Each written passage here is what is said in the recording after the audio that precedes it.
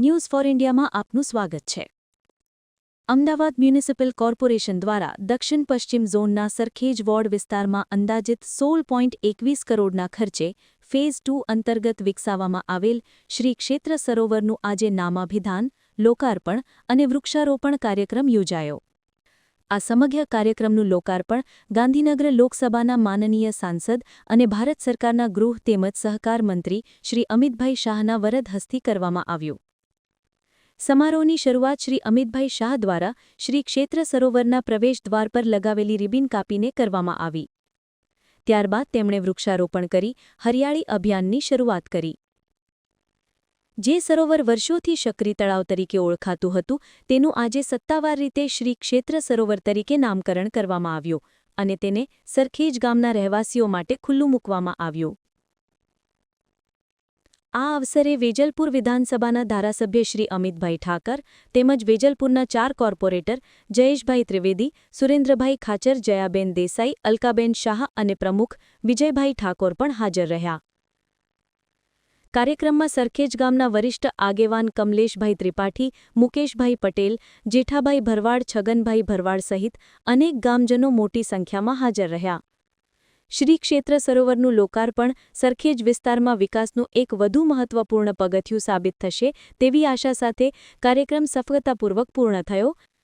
જ્યારે શ્રી ક્ષેત્ર સરોવરને સત્તાવાર રીતે ગ્રામજનો માટે ખુલ્લું મૂકવામાં આવ્યું ત્યારે સરખેજ ગામના લોકોએ હર્ષ અને આનંદનો માહોલ સર્જી દીધો। સૌ કોઈ ઉત્સાહપૂર્વક શ્રી ક્ષેત્ર સરોવરની મુલાકાત લેવા ઉમટી પડ્યા।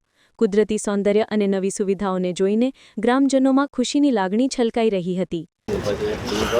સરખેજનું શ્રી ક્ષેત્ર સરોવર એ સરખેજની ઓળખ છે।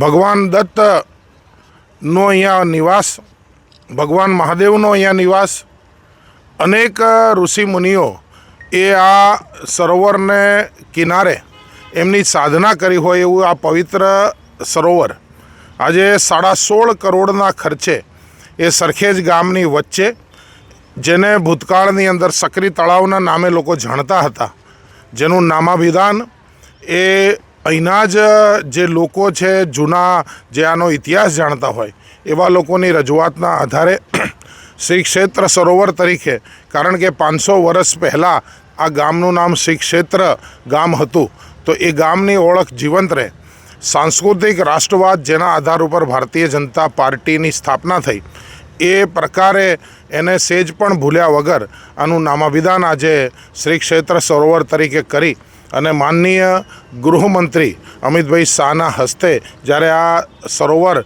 એ લોકાર્પણ થઈ અને લોકો માટે ખુલ્લું મુકાશે, એ સરખેજ ગામની જે ઓળખ છે એ પુનઃજીવિત થશે અને લોકોની સુવિધામાં વધારો થશે। અમારી આ ન્યૂઝ ફોર ઇન્ડિયાની ચેનલને સબસ્ક્રાઇબ કરો અને લાઇક કરો અને શેર કરો। રિપોર્ટર રાહુલ ઠાકોર।